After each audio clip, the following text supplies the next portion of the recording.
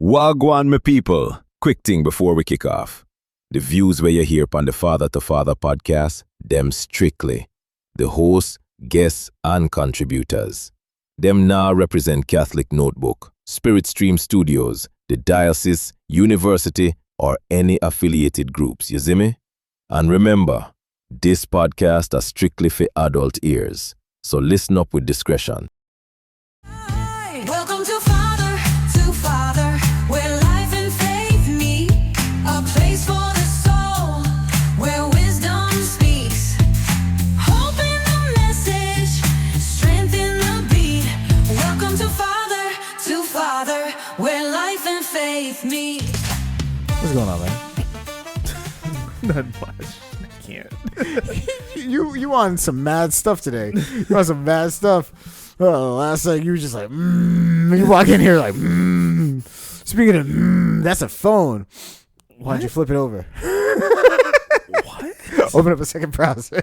Go 1, 2, 3, 4, 5. Welcome to the show, everybody. I'm talking to your body, and with me is my right hand, my main man. Father Greg Lambert. You hear that vibration? That's your phone. Hit us back. Give us 5 stars, please. Put money on the books. CatholicNoble.org. Let's follow the fathers. CatholicNoble.org. Let's. F2F. Oh man. So I was watching this thing that I found very interesting. It was doing this like life cycle of like a seed. Like they planted the seed and they did like the whole like like show you how the seed grow and all that stuff. What? I don't know why that was the noise. Ooh. Like I don't know. Like it looked like the seed was pooping. I'm not gonna lie. It's like brrr, but I can't do brrr. Like so I was like woo. The seed was gone. And then it got me thinking. I was like, yo, how many times have you like legitimately tried to like plant a seed doing something? Not necessarily like put a seed in the ground, but like plant a seed actually like doing something and like watch it grow over time. Because like if you really think about it, we do a lot of things where we like, oh, we're going to start this thing, but we don't actually get to watch it grow. We usually just start it and then leave, and then we assume it's going to like metastasize over time. Yeah, no, I agree. That happens a lot with like the general formation of human beings. As a priest, you're trying to maybe not literally, but figuratively pour water on a seed. You're planting seeds, you're pouring water on it, you're trying to make sure it's in the best possible light in order to get everything it can possibly need in order to grow. But just because, and most of the time it happens, that you don't actually get to see the fruit grow, you're doing it for someone else, and then the next pastor that comes along is actually going to help cultivate, or maybe somebody else will be able to help you out with that type of tool or gift that needs to be happening. So it leads me to this question. Would you rather be the person that just plants seeds like Johnny Appleseed and like never see them grow? Or would you rather be the person that sits there, prunes the trees to get them to be in the angle that they need to be in? Or would you rather be the person that just straight harvests? I think if you're doing your job correctly, you're that's not what that's not what I'm asking you. But don't turn this into a theological argument. It is a theological argument. This is a theological argument. No, that's not what I'm asking you. I'm asking you with the 3 things I gave you, which one of those 3 do you want to be? I don't want some if you're doing it right, you're doing all 3. I get it. But if you had to pick one, which one of those 3 would you? If you're worshiping in church, would you choose the Father, the Son, or the Holy Spirit? That's not what I asked. What are you talking about? That's not what I asked. What I asked was the equivalent of like, do you want to worship on your knees? Do you want to worship with your hands in the air? Do you want to worship prostrated on the ground? Like that's what I asked you. I guess. So which one do you want to be? The seed planter, the pruner, or do you want to just be the harvester? Well, the sweetest, I guess it would be like the frosting on the cake would be harvesting fruit. Because at that point, you're just literally taking the things that has been planted by so many other people that took X amount of years for it to be able to cultivate, and now it's here. It's like taking dividends outside of a bank account. Yeah. So that's the one you would pick? Yeah, I guess so. I thought about it. I was like, I'd be a pruner.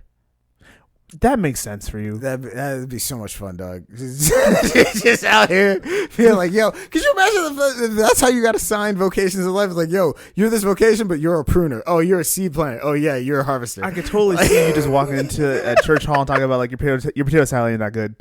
Like, what? I was like, it's not that good. Also, you're not that great of a singer. And then they're gonna come to me like, Father God, he was so mean. I'm like, I know. Tell me about your feelings, and then we're just gonna move on from there. No, it's just like, but no, you forget the last part because when you're pruning, you got to take out all the excess, but you're putting it in the direction. So it's like, yeah, your potato salad ain't good, you can't sing well, you're bow-legged, but you're really good at math, and your organizational skills are top notch.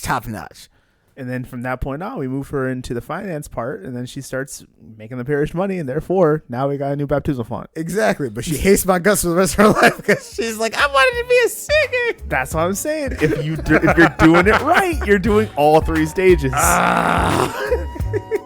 Full circle. You ready to get started, man? Yeah, I guess.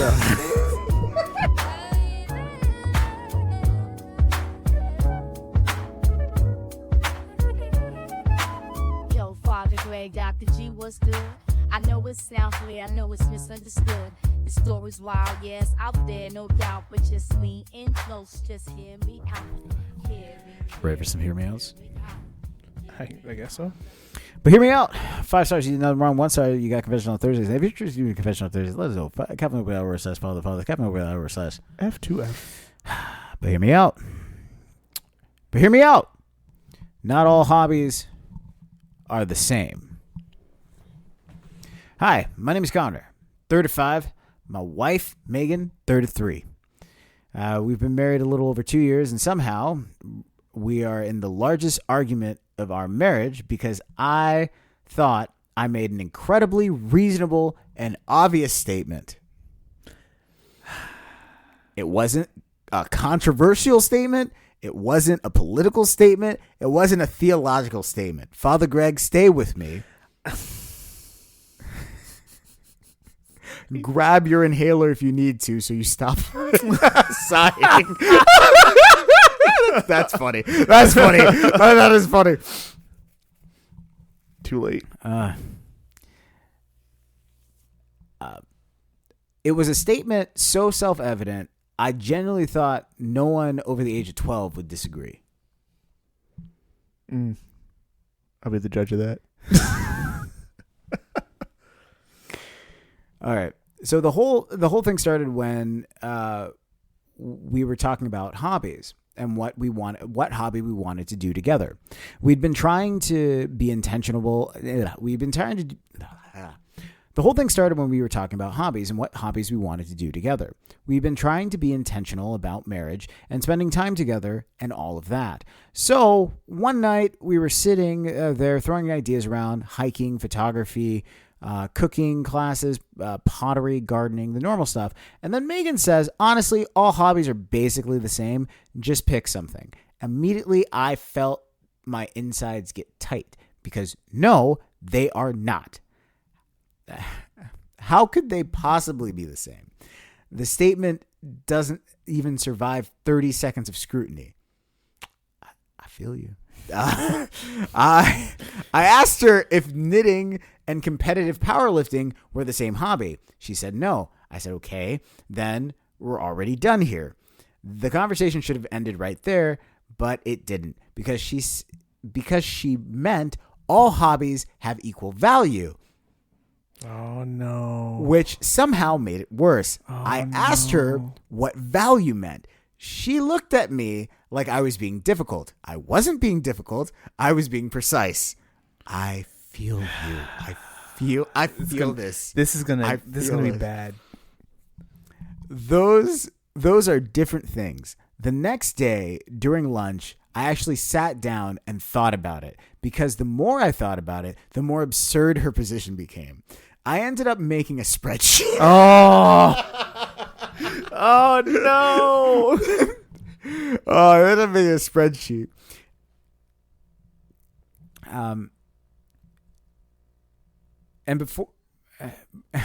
And before Father Greg gets judgmental, the spreadsheet was necessary. You can't discuss systems without data. So I started ranking hobbies across 5 categories: physical health, mental simulation, skill acquisition, tangible output, and social interaction. Each category was worth 20 points. Maximum point, possible points were 100. That's objective. I put gardening in first. Gardening scored 87. You get sunlight, physical activity, food, problem solving, long-term planning. You literally create tomatoes out of dirt. It's an incredible hobby. Then I put woodworking, 91. You build things, learning measurements, using tools, improving coordination. At the end, there's a table where there wasn't a table before. Phenomenal hobby. Photography came in around 73. Reading came in at 68. Because it's mentally excellent, but physically, you're basically becoming furniture. Still, respectable score. Then I started getting into Megan's suggestions. One of her friends apparently has a hobby where she books vacations she never intends to take. I'm sorry, what? That's not a hobby. That's fantasy logistics. You're not like that. You're not traveling. You're not learning. You're not creating. You're not experiencing. You're comparing Marriott rewards programs at midnight.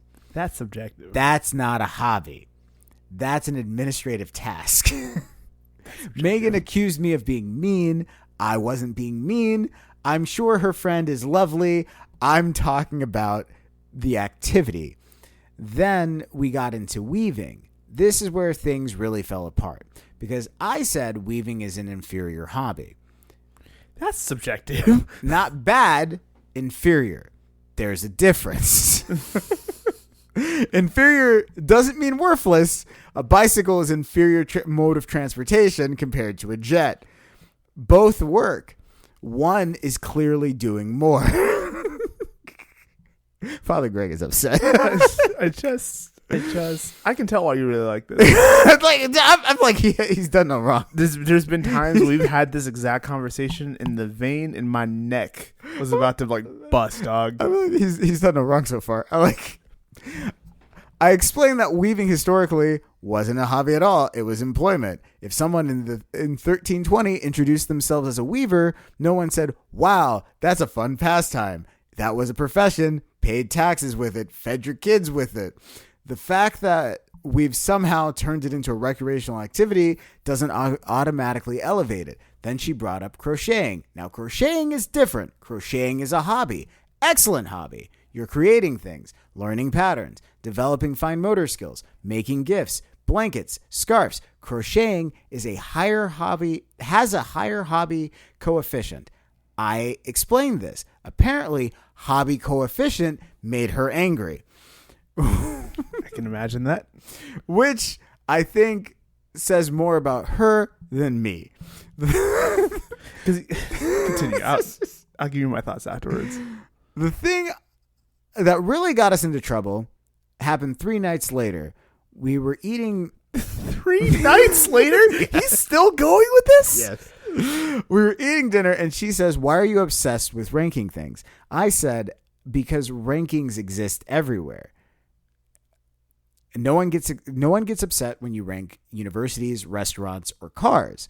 The moment I rank hobbies, everyone's emotional.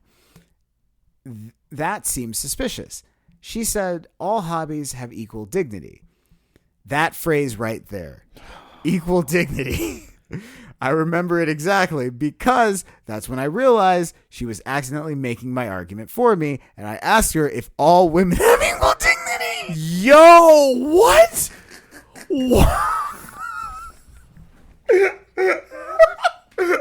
I'm lightheaded. Oh my gosh, I'm lightheaded. Oh, I'm lightheaded. Oh my God. Father Greg, did you hear what I heard? Yes, I heard it. That's not good. That's not good. She said, "Yes, of course they do." I said, "Great. Do all women have identical personalities?" No. Do all women have identical strengths? No. Do all women have identical talents? No. Do all women have identical interests? No. Suddenly, categories and distinctions matter again. That's interesting. Now she's glaring at me. I could feel the temperature dropping in the room, but at this point, I was committed. I asked her if she'd be comfortable saying every woman was exactly the same. Absolutely not, she says. That would be ridiculous. Wonderful, I said. Then, is it ridiculous for a woman? Then why is it ridiculous for a woman, but perfectly acceptable for hobbies? Goodness gracious. She didn't answer. She said I was missing the point. I've noticed people say that right before they stop defending their position. She hit me with what she thought was a knockout blow. She said what hobby I was considering the worst. I thought about it. I gave her an honest answer. Golf. Golf is a small business. There are memberships, equipment, upgrades, travel expenses, networking opportunities, clothing. Golf is one quarterly earning report away from becoming an LLC. At that point, you're managing assets. You're not recreation anymore. That's infrastructure. By this point, she was just laughing at me really hard. It's the point where she had tears in her eyes, which was frustrating because I was making very excellent points. Then she called her sister. Her sister agreed with her immediately because her sister's hobby was collecting decorative spoons. I've seen that before too. I asked her what category that improves. She said joy. I said that's not a category. That's a feeling. That makes sense for his reaction. Yeah, That's a feeling. that tracks. Somehow I became a villain. Now we're a week. Now we're on week 2 of this argument. Her sister thinks I'm insane. My brother thinks I should publish the spreadsheet. My father called me and asked for a copy because he wants to add model trains to the ranking. Runs in the family. Criminy. Megan says normal people don't create hobby metrics. I said normal people don't collect decorative spoons. People don't this fake point- their death for inheritance. At this point, I genuinely don't know if I'm losing my mind or if everyone else is just refusing to follow basic logic. But hear me out. Not all hobbies are the same. Need a recap? That was a long one, so yeah, I guess. Yeah, so basically, homeboy having an argument with his wife, and ultimately what it boiled down to was like they were going back and forth on hobbies. He was trying to figure out like objectively like what is a good hobby, and he's trying to understand it the way that he understands life, and she was understanding it from a very emotional standpoint. We're like, hey, look, let's not try to put metrics in it. Let's just feel it because it's all going to be the same thing anyways. Because from her perspective, it's we're spending time together. That's what matters the most. From his perspective, it's no, I'm maximizing. I want to maximize what it is that we're doing here. And if we're going to do something, I want it to be valued at a high rate. And that's where things kind of fell off the rails. And they have been going back and forth for weeks on the same argument and not really settling on a hobby. And that's where we finally get into. They finally got to a weird part of the conversation where they're talking about women and value. And I low-key thought he was about to say not all women have value. I was going to say, dog. I was like, yo. I was about to pause the whole recording. I was like, we can't. He's like, equal dignity. He's like, that phrase right there. I remember it exactly. And I was like, what? And I asked her if all women have equal dignity. She said, yes, of course they do. I said, great. My heart went, okay. Okay, so you're not a villain.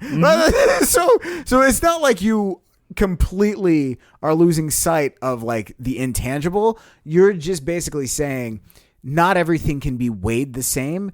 And you're wanting to have some level of distinction, but she's not wanting to have a level of distinction. She's not wanting to have the minutia that you're wanting. That's basically what it boils down to. So you said you had a lot of thoughts. I'm going to give you runway. Do your 1-2 thing. Okay, so first and foremost, get yourself checked for autism. That needs to Yo! like that. That needs to be like what? Yo! What? What? Model trains. Everyone was thinking the same thing, and Yeah, your dad's into everyone model was. trains. Yeah. That's autism. Autism. That's yeah, 100% autism. That really is. Your dad has an affinity for John Cena, and I know it. I know it, It's dog. either trains or ships, and I don't know why that's a thing. I don't get it. I like ships. I like ships. I don't know. That's good. Do you like trains or do you like ships? I don't have autism. You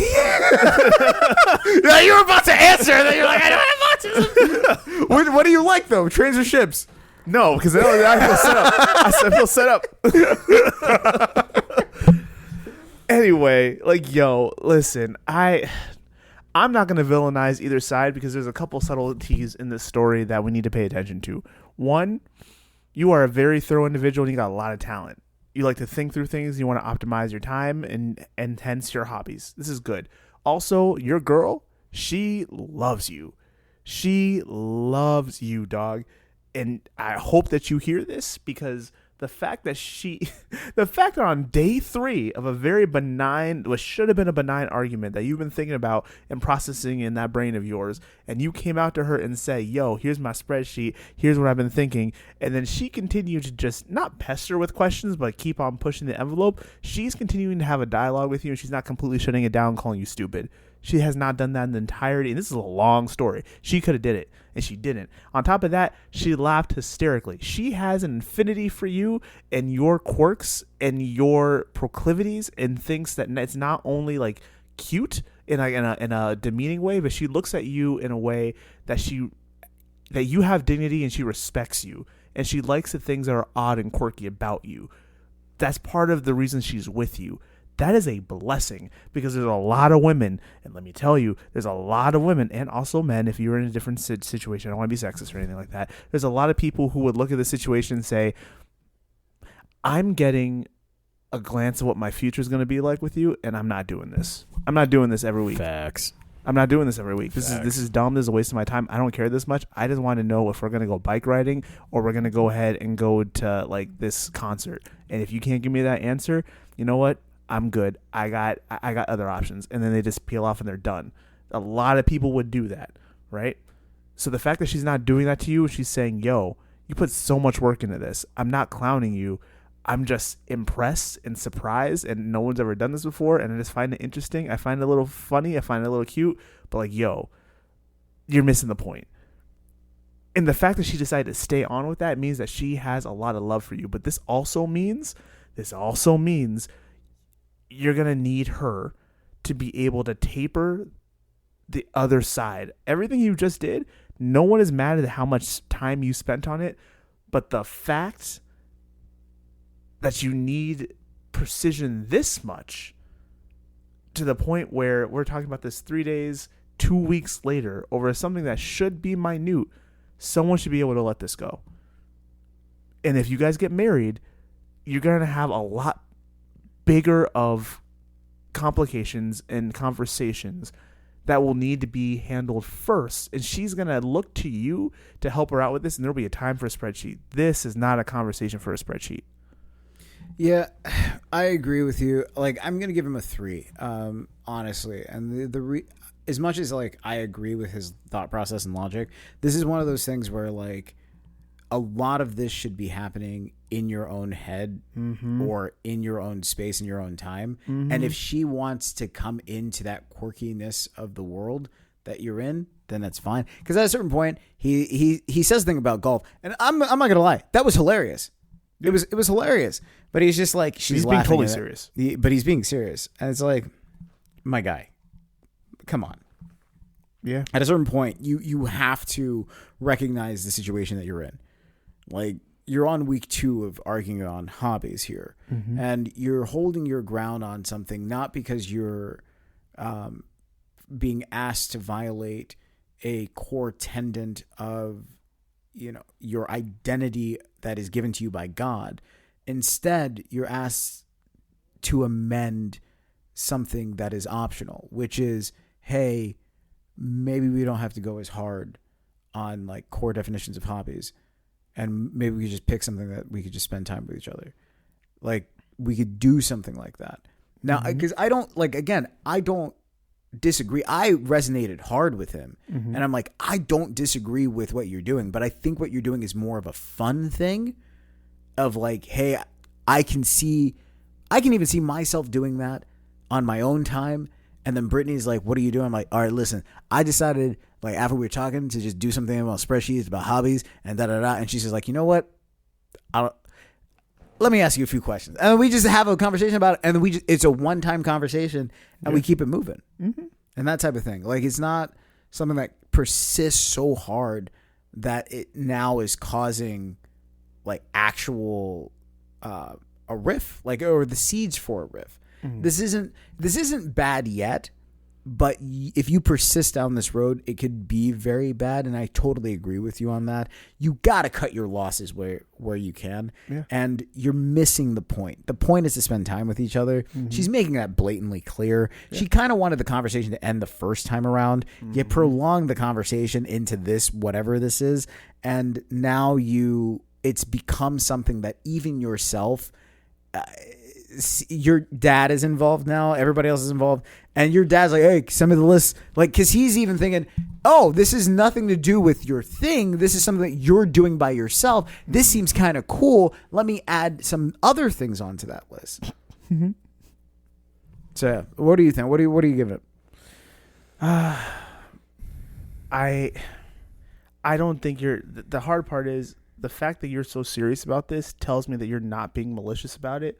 And I don't think it's more about being right. I think you have an argument and you want to be able to prove your argument, but that's different than being malicious in your tactics in order to go ahead and prove yourself to be right.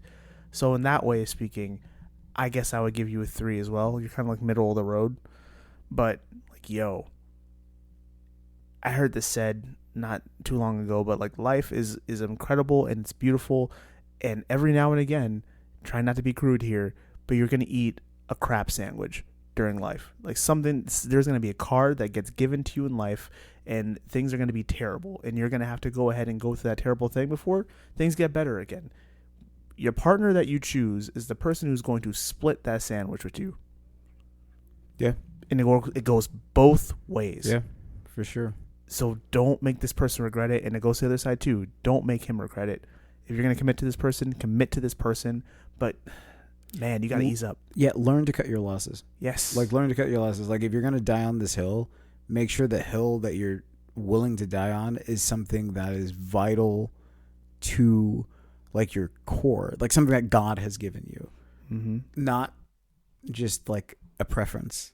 And you're going to know. You're going to know when it's something that's vital to you because you're going to feel it from, like, your innermost self. Yeah. This is where I draw the line. This has to happen. For some people, it should be for all Catholics, but it's going to mass. Yeah. Like, for other people, it's like, hey, look, I'm not going to skip out on confession. Hey, I'm not going to skip out on personal prayer time just because you want to do that. Yeah. Like, that's not going to be a thing for me. Our kids will get baptized. Our kids will get baptized. Our kids will learn the faith. Like, there are things that are vital to you that if you're going to go so hard on this, it's going to be a lot harder to hold the line on those things because now it's like, well, you're using the same level of intensity that you did on, trains and, weaving as you are on going to church. How is that equivalent here? Right. So we'll leave it at that. Did we get it right? Did we get it wrong? CatholicNoble.org/father, CatholicNoble.org/F2F. Hear me out.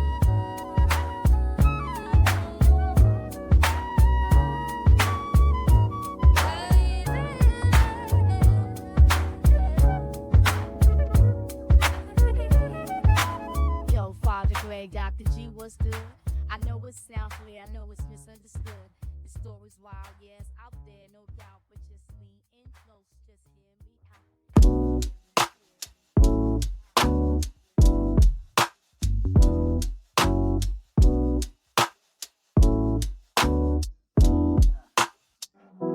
Back when I needed a man, All I got handed was traps. Said, boy, go be great, but gave me no pass, so I bled from the faith I ain't know I still had. Good advice don't come cheap. Real ones ran wisdom, don't tweet. Now I walk through the dark trying not to repeat the same fake love that they handed to me. They come to me now like I know the route. Big bro, what's the play? Can you help me out? And I try not to laugh, but I see myself back when I was broke, begging somebody else. Ain't no manual for this, just pressure and heat. You get burnt by the ones that you thought brought peace. Told my little man, don't believe what you see.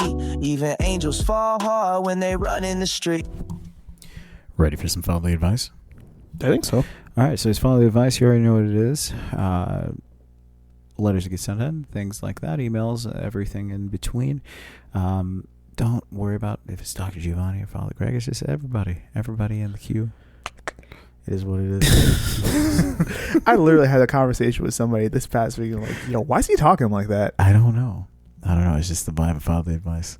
This is the vibe of fatherly advice. Anyway. I'm loving it. All right. So this one comes from Jordan. She's in Richmond, Virginia.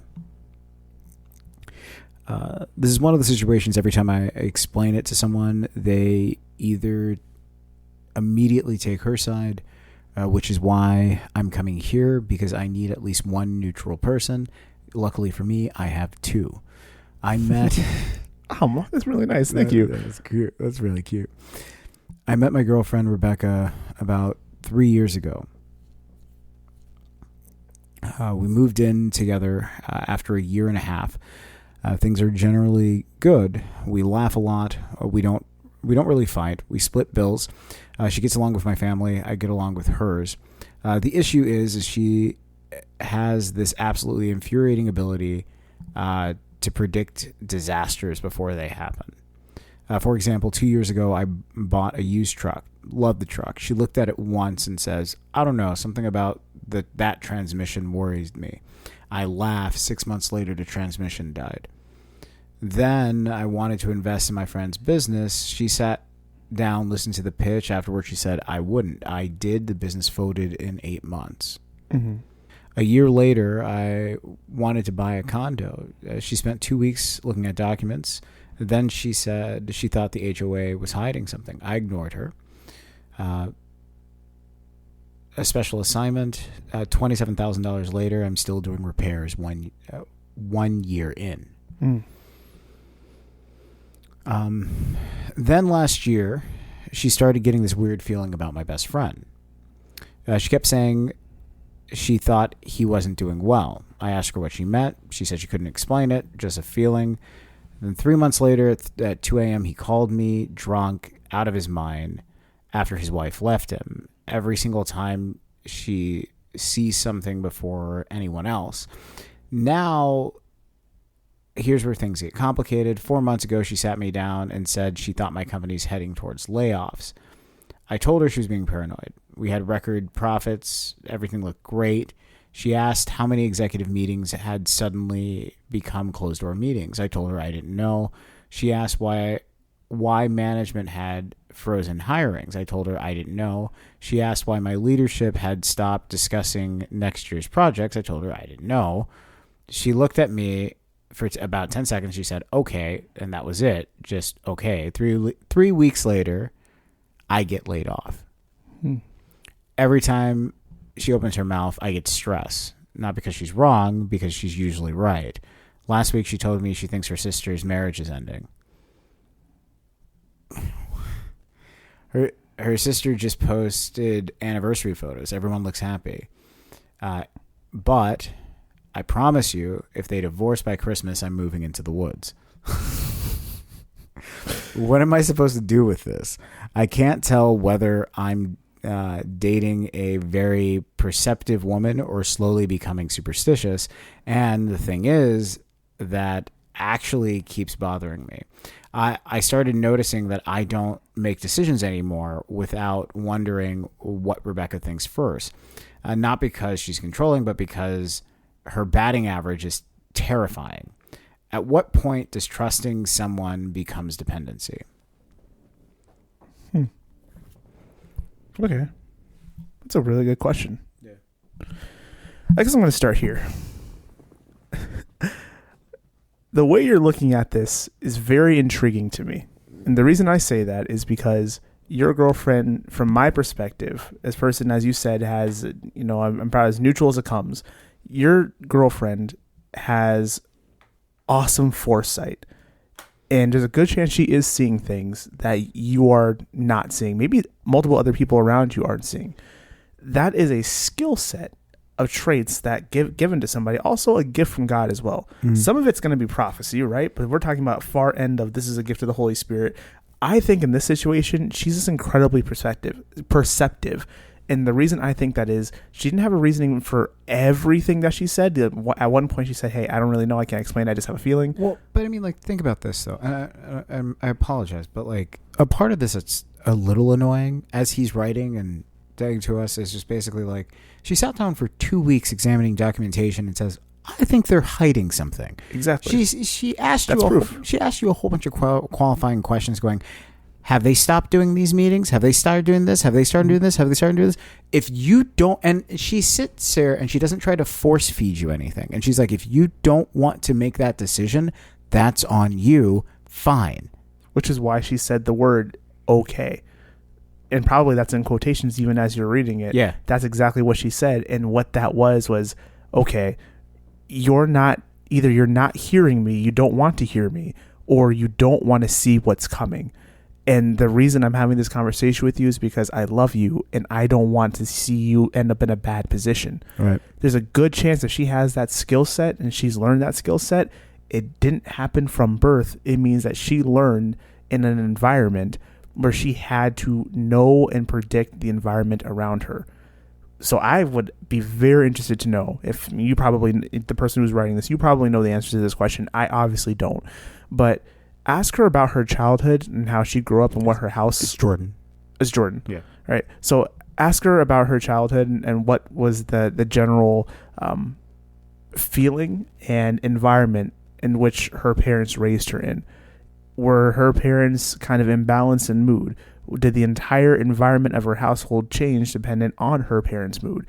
Those are interesting tidbits that happen to children that allow them to know and to perceive what's happening in a room based on when they just first walk in. And then you can be able to see things from afar because it becomes a survival tactic of, this is how my mom's feeling today.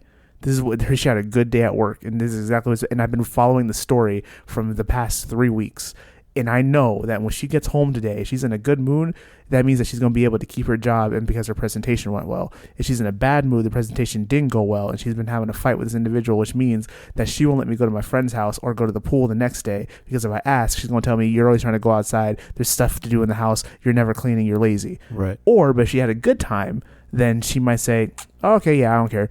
Go out with your friends." Yeah. It'll be fine. Yeah. But I need to know that before I ask, because if I ask and she says no, the next 3 things are going to be no because I asked and I was ungrateful because I'm asking. Right. All that to rewind back to this situation. You have an opportunity to listen to someone who has that skill. I'm not saying that you are skillless. I'm saying that she has a skill that you do not. And you have the opportunity to listen and to understand and to ask more guiding questions, because it's not like I don't hear in this story that she's lording this over you. Like, hey, I am the Grand Puma. No, because like normally in a lot of these situations, and we've heard hundreds of these stories, and like really a lot of the times when people write into us, they talk about how the other person is just like, you're going to do this, you should do this, you should do this, and forcing, and she's just like, okay, Yeah, you want to keep the car? That's fine. fine. You want to spend the money and buy the car? That's fine. Mm-hmm. You She want to could do this? easily turn around and be like, okay, fine. That's perfectly fine. You want a car that's going to poop out on you and have no transmission in 3 months? Fine. Be my guest. And she didn't say that. No, she just said, okay, that's fine. I'm telling you my thoughts. Mhm. And this is, that is to me is a sign of a healthy relationship Yeah. where she articulated her thoughts. She articulated her concerns. She presented it to you, left the decision with you, Mhm. and then moved on. And I think that's the more unnerving part for most people is Yeah. because typically in a relationship, most people are expecting there to be like this back and forth and fight. Like, oh, that shows that you care. No, what shows that you care is the autonomy of the other person and allowing them to just do what they are supposed to do, which is make a decision for themselves. And to take it a step further, like example of the truck, if she saw a truck, you brought it home. She knows nothing about this truck. You start the truck, she listens to it because that's the only real way you can figure out there's going to be a transmission issue. Right. So she heard it and said, "That's going to be a transmission issue in the future." You said no. Does that mean that if you heard it, are you actively choosing not to hear it? Well, the other thing is you never asked her why. Yeah. Throughout the whole thing, you never asked her, "Hey, what are you hearing that's making you say that?" Mm-hmm. Hey, what did you see in the documentation after you reviewed it for 2 weeks that made you feel like they're hiding something? Exactly. Hey, with the job thing, she literally walked you through like you were a child into her reasoning, and you still said, "There's no way." And now you're saying it's not premonition, boo-boo.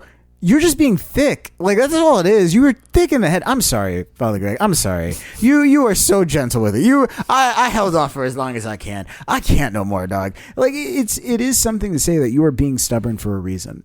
Like, you are stubborn and you're being stubborn for a reason. Maybe it's self-preservation. Maybe it's because you are in a position where you feel as though, hey, I'm the man in the relationship. I should have some modicum of direction setting and things like that. Maybe it's that. Maybe.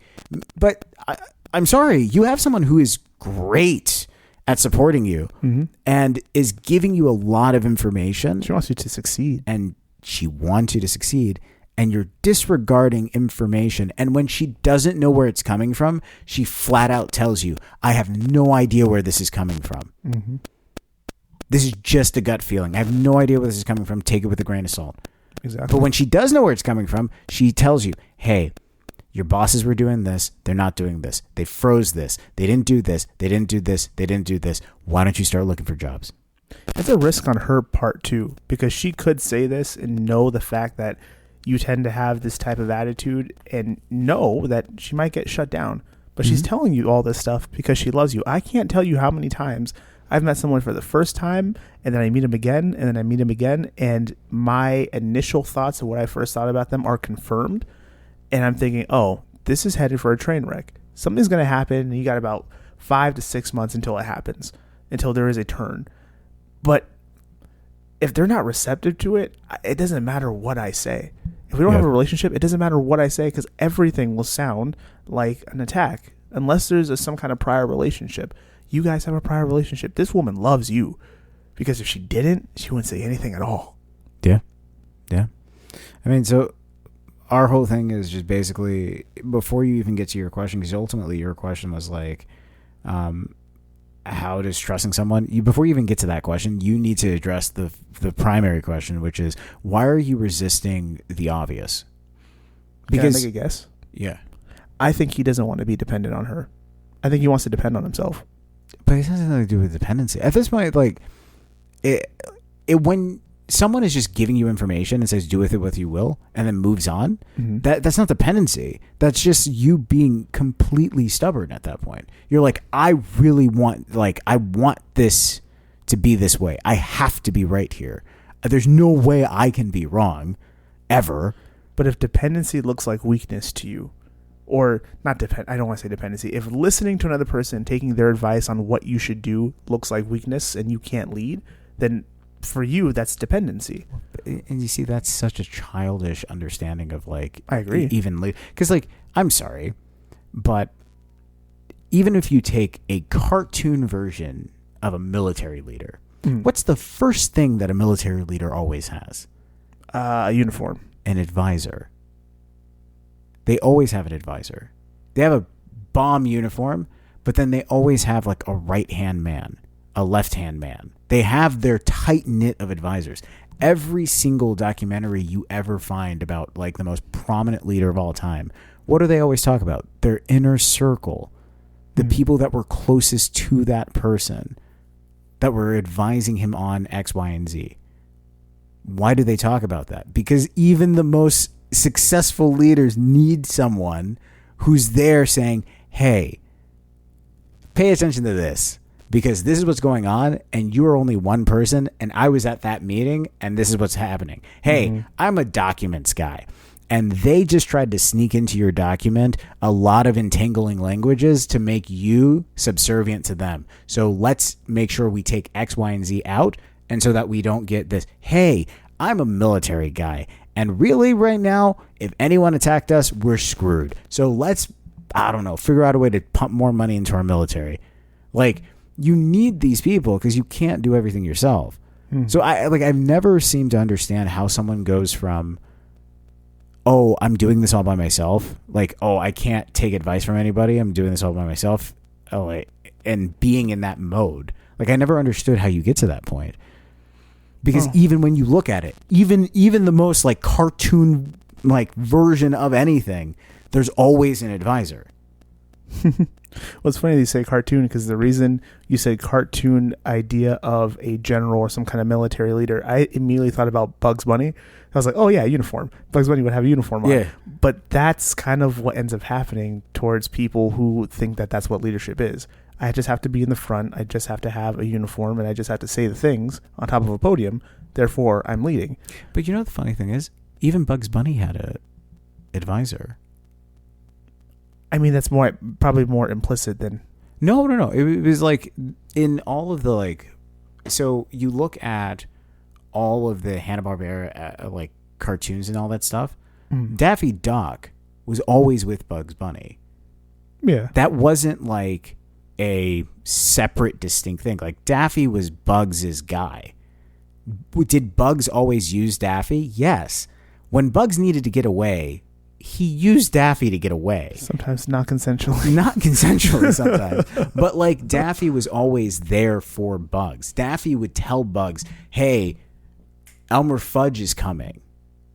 They would bicker, but at the end of the day, there was a self-preservation thing there where Daffy was always on Bugs' side. So like even Bugs Bunny, who is the most arrogant cartoon character of them all, still had Daffy Duck as a right-hand man to keep him alive when Elmer Fudd came after him. So if that is what we have as the most cartoon of cartoons, what makes you think you're going to do everything by yourself?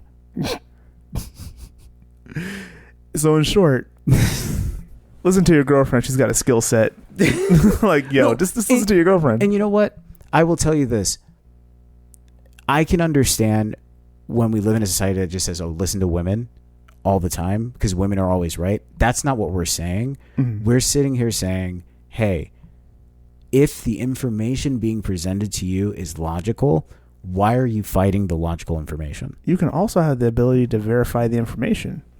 That's one of the best things ever. She says, I hear something weird. Take it to a mechanic. Mm-hmm. If you don't believe her, take it to a mechanic. A mechanic could tell you, yeah, about 6 months. Exactly. Or he can say, no, your car is perfectly fine, and then we put it to rest. Yeah. And if something happens in 6 months, you take it back to the same mechanic. He's like, I thought you said it was fine. Yes. And that's your insurance policy. Like there is things like that. Like, and the mechanic is going to listen to it and then he's going to run it through things. And he's like, yeah, according to my machine thing, it's like, yeah, we maybe get like 4 to 6 months out of it. So you want to replace it now so you don't run into an issue later. Yes. Like I don't know. That's it. That's it. You ever ask for advice and they laugh at you or worse? They give it with strings attached. I learned some people don't help to help, they help to hold you. So be careful who speaks over your soul, cause not every God told me came from God. Not every I got you means you're safe. Some just wanna wear your story like a chain. Good advice is a treasure map buried in pain. Real truth ain't loud, it don't chase fame. Now I write what I needed, tattooed in flame for the next lost soul walking out of that rain.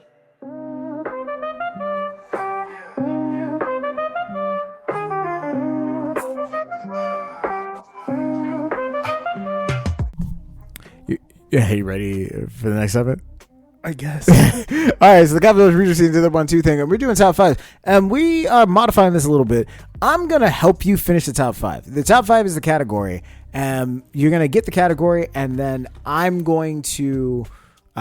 almost like Taboo. You remember Taboo when we were growing up? Oh, yeah. Where you get like the thing, I'm not allowed to say certain parts, but you got to guess what the levels are. This is what it would be. So if I say the top 5 is top 5 ice creams at a supermarket, and I go top 5 ice creams at a supermarket. Guess.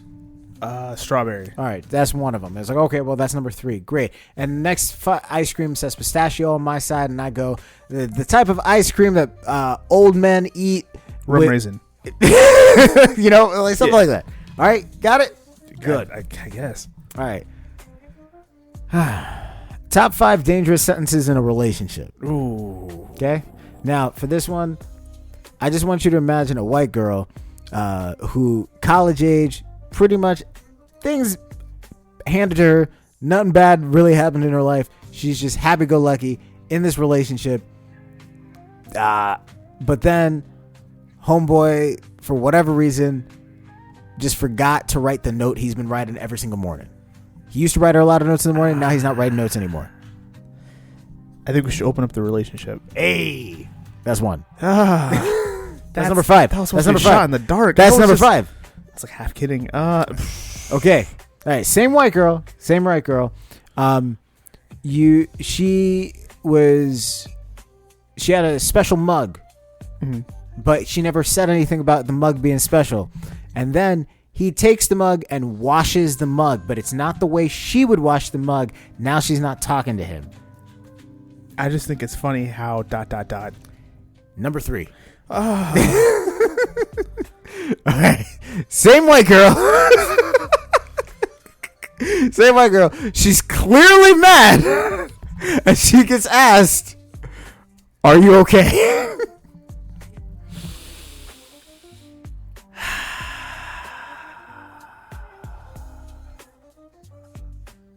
This is for everyone else to settle down too. Let's take a deep breath, everybody.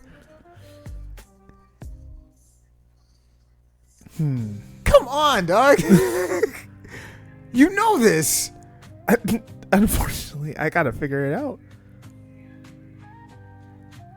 What would she say? I feel like you just don't care about me anymore.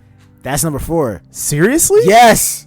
Now the other version of that, she's mad. She's clearly mad. And she's slamming cabinet counters. And you ask her, "Are you okay?" And she goes, I'm perfectly fine.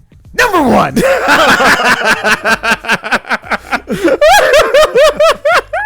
You want to do the bonus one?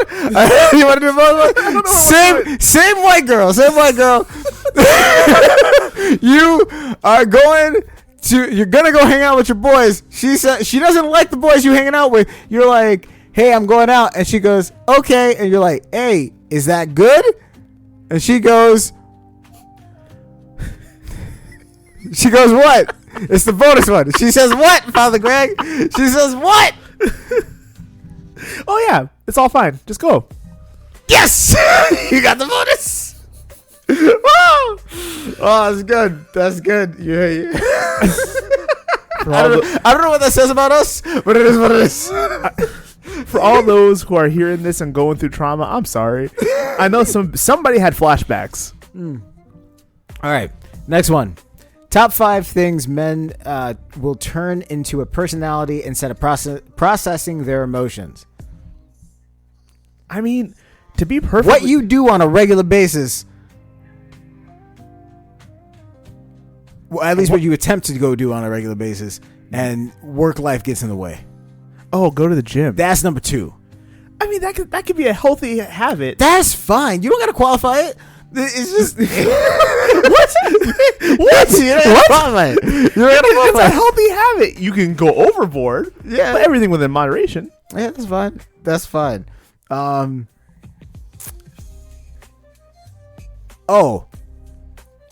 know, back in like 2010, when you only had like $5,000 and your first car, everybody wanted this particular type of car because they always had to move. A truck? Yeah, that's number 3. Oh, As your yeah, personality. truck personality. Yeah, no, I got that. Yeah. That makes sense. All right. Aliens. Conspiracy theories. Yeah, that's number 4.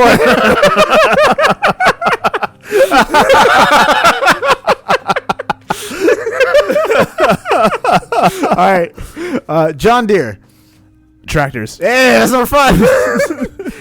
This one might be a little bit harder. You're just standing outside all day. Sometimes it takes 18 hours, 19 hours, 24 hours, and you're talking about like, look at that smoke ring.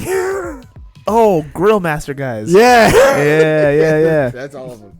That's all of them. All right. Top 5 things women will turn into a personality instead of processing their emotions. Do you know one off the rip if you had to think?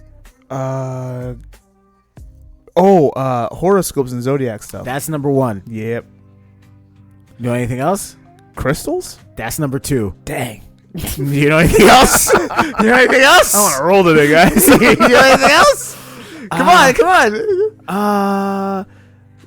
Like girls will turn to their personality. Women turn into their. I'm hesitant about this. This is kind of. I don't. Go ahead. Church? 5. That's number 5. Go ahead. All you Steubenville girls, go ahead. Yo! I'm just saying. Why are you firing shots? That's what it is. You don't have a personality. That's not a Steubenville. It's If I ask you what your favorite color is, you say Jesus. That's not a color. Man. That's not a color. Man. Not everybody. Not everybody's like that. They do exist, though. They do exist. Okay. You can have a BYU girl. You can also have a Steubenville girl. But they don't have to be the same. They ain't the same. Don't come at me in these comments. Like, I'm just trying to say. Comments are coming at you. Yo, you got 2 more. 2 more. You know this. This is easy. Oh, this one is a little talked about one. What about women who are consistently bridesmaids? Number 4. Really? That's number 4. I'm surprised it got there. That's number 4. Number 3, I'll be surprised if you get it. You have to think a little bit outside of the box. Moms. You're on the right trail. That's 1 strike against you. On the right trail, though. All right. On the right trail. On the right trail. I want you to think about like stay-at-home moms, freshly divorced moms, moms that got something to prove, moms that are in marriages that don't really like, they don't feel like their husbands are attentive to them, and now they're doing this particular thing constantly to get back in the game. Botox? No, that's number 2. No. No, that's your second strike. That's number 2. That's your second strike. Let's see. Come on. Hot Girl Summer. Pause. Think about this. You have people who do this on a regular basis. There are hot versions of this. There are cold versions of this. Oh, yoga. Yes. Or Pilates. We would have taken Pilates. Oh, geez, that was a good episode, ain't it? I feel like we just insulted half of our clientele. Like, over half. Listen, we love all of you. And course. if you answered these right, because I feel like our listeners are sitting on the edge of the seat like, oh, that's this. Come on, Father Greg, you can do it. I got to say, though, we love you. You're very special. Go forth and bear good fruit. We out. Where life and faith meet. Father to Father is a production of Spirit Stream Studios. All rights reserved.